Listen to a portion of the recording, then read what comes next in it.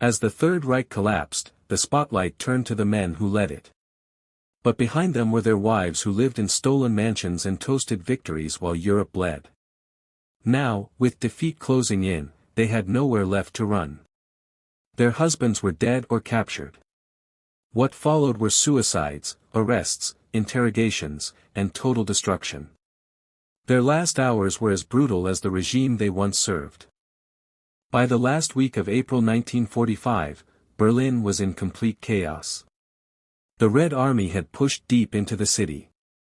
Artillery shells hit buildings every few minutes, and the sky was constantly filled with smoke. Whole neighborhoods were destroyed. Water, electricity, and food were nearly gone. German civilians were either hiding in basements or trying to escape. But there was no safe place left. In the center of Berlin, below the Reich Chancellery, was the Führerbunker. This underground shelter, built with thick walls, was where Adolf Hitler and his closest followers had taken refuge. The air was damp and tense, everyone inside knew the end was near. Hitler's behavior had become unstable, he rarely slept and shouted at generals. On April 29, 1945, Hitler married Eva Braun in a short ceremony. Eva had stayed away from the public during the war, but now, she stood by him at the end. The next afternoon, April 30, Hitler and Eva ended their lives. Eva swallowed a cyanide capsule, Hitler shot himself. Their bodies were discovered by aides, carried into the garden, and burned with gasoline, all while the Soviets were just meters away. But the horror didn't end there. Magda Goebbels, wife of propaganda minister Joseph Goebbels, was also in the bunker with all 6 of her children, aged 4 to 12. Magda was known for her fierce loyalty to Hitler, and she believed that a life after Nazism was not worth living for herself or her family. She maintained a chilling sense of calm, keeping her children clean and neatly dressed even as Berlin collapsed above them. On the evening of May 1, 1945, Magda and Joseph made their final, horrific decision. With the help of the Führer's physician, the children were first given sleeping medication. Once they were unconscious, Magda placed a cyanide capsule in each child's mouth and crushed it. All 6 children died in their beds, lying side by side in the bunker's small sleeping quarters. Later that night, Joseph shot Magda in the head before turning the gun on himself. Their bodies were quickly burned, just steps away from the advancing Soviet troops. As the news of Hitler's death spread, suicides began increasing across the country, not only among generals and SS officers but also among their wives. For many of these women, suicide was seen not only as a way to avoid punishment but as a dark form of loyalty to the collapsed regime.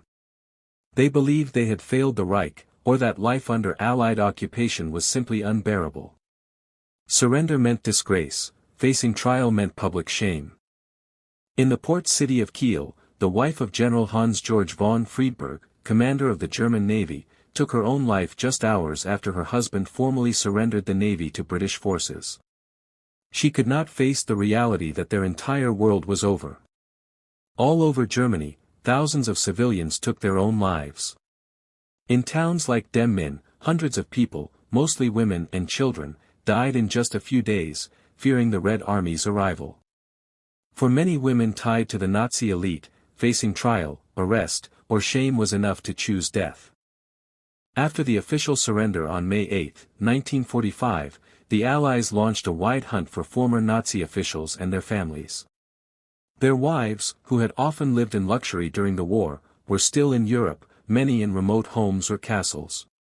Allied investigators believed these women were important witnesses who could help uncover hidden details of the regime. Margaret Speer, the wife of Hitler's Minister of Armaments, Albert Speer, was arrested by American troops near Magdeburg. She was quickly separated from her children, and U.S. forces brought her in for long questioning sessions, wanting to know everything she had seen and heard during her husband's central role in the Nazi government. Ilse Hess, wife of Rudolf Hess, was found and arrested in southern Bavaria. Though not accused of direct war crimes, Allied officers believed she had never stopped supporting Nazi ideas. In the Austrian Alps, Emmy Göring, wife of Hermann Göring, was captured at Fischhorn Castle. She had lived like royalty, attending ceremonies next to Hitler. She was immediately separated from her daughter, her belongings were seized, and she was viewed no longer as a symbol of elegance but as part of a terrible regime. For the wives captured by the Soviets, the punishment was often brutal. Hedwig Rosenberg, the wife of Alfred Rosenberg, was captured in East Prussia and transported far east to a Soviet prison, where she endured years of freezing conditions and starvation.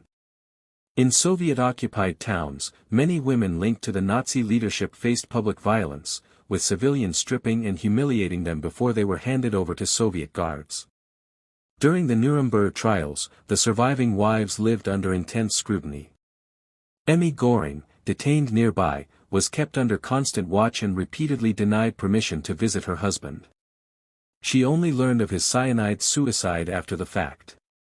Margaret Himmler, although her husband was already dead, was questioned extensively.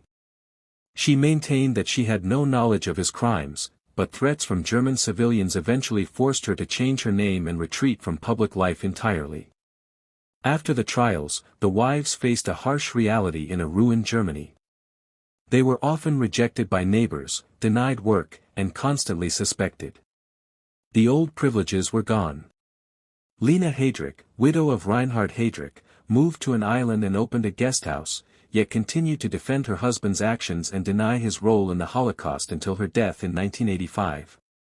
Emmy Goring returned to Munich with nothing, living modestly under a lifelong stigma. Her attempt to publish her memoirs was rejected, and she died quietly in 1973.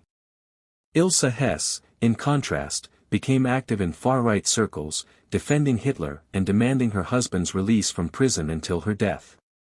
None of these women were ever part of public life again. Their husbands had led the country into disaster, and they were left to carry that legacy alone. Most of their children changed their last names and moved abroad to escape the shame. By the end of the 20th century, nearly all the wives of the Nazi leadership were gone. No monuments were built, and no sympathy was shown. Their lives, which began with power, ended in silence, shame, or denial.